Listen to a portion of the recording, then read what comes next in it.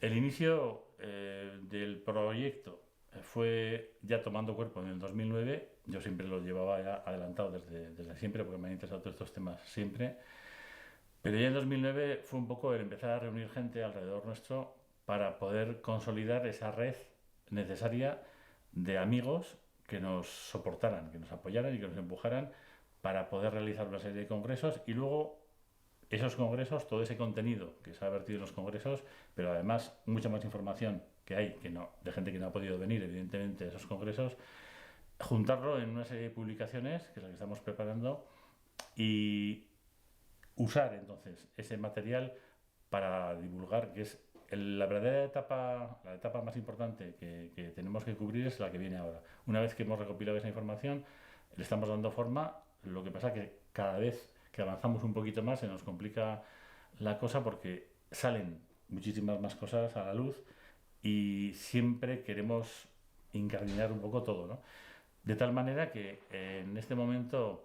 lo que estamos haciendo es, en los programas que tenemos, que son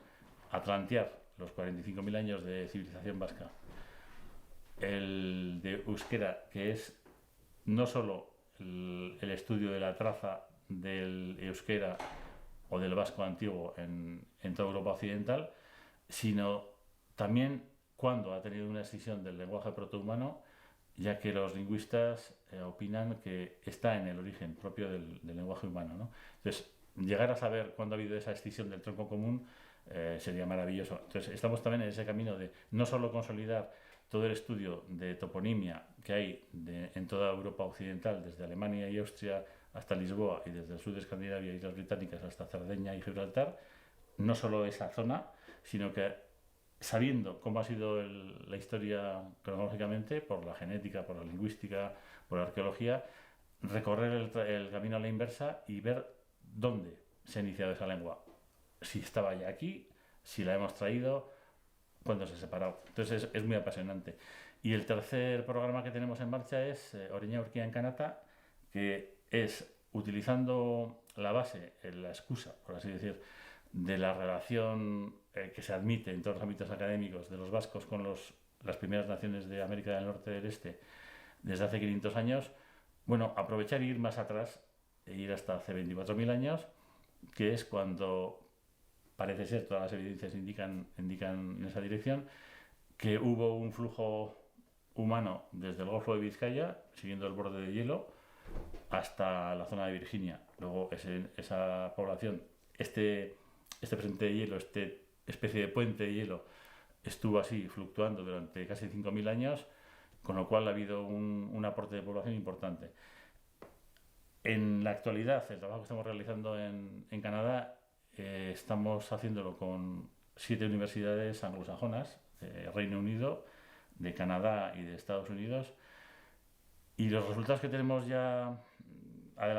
como adelanto es que el 40% del fondo genético de la población algonquina tiene marcadores vascos. Seguramente al acabar el estudio, que se acabará en el 2019, sea mucho más relevante. Es decir, hay algunas indicaciones que van del 40 al 60, pero bueno, en términos generales se puede decir que el 40% del fondo genético de los algonquines es vasco. De tal manera que vendría a corroborar la arqueología de la solución solutrense, que explica cómo la tipología lítica solutrense, que es en realidad es la cultura de los vascos, es la cultura del refugio vasco, fue llevada a América desde aquí y fue desarrollada allí durante 10.000 años y luego se convirtió en la cultura clovis americana. Entonces, todo ese cúmulo de datos con diferentes disciplinas, unido también a la lingüística,